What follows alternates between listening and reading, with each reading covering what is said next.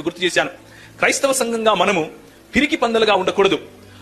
మనకు చాలా సార్లు మన ముందుకు వచ్చే వాక్య భాగాలు ఏమిటి అని అంటే, మనల్ని మనం తగ్గించుకుని ఉండాలి, మనల్ని మనం హెచ్చుకుపోకూడదు, అనవసరమైనటువంటి మాటలు మాట్లాడకూడదు, అలాగే మనము రెచ్చగొట్టే రీతిగా ఉండకూడదు.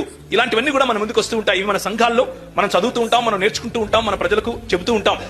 అయితే తగ్గించుకుని ఉండటం అని అంటే పిరికితనంతో ఉండటం అన్నటువంటి అర్థం అని ఎవరు చెప్పారు మనకు అనేది నాకు అర్థం కావట్లేదు.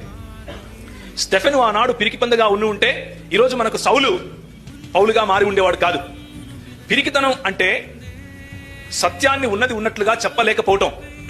పిరికితనం అంటే నిన్ను రక్షించినటువంటి ప్రభువును దూషిస్తూ ఉన్నప్పుడు నీ ప్రభువు కోసం స్పైన్లెస్ క్రీచర్ గా, లేకపోతే ధైర్యము లేకుండా వెన్నెముక లేనటువంటి సమాజముగా ఉండే సమాజము పిరికి పందల సమాజం అని పిలుస్తారు.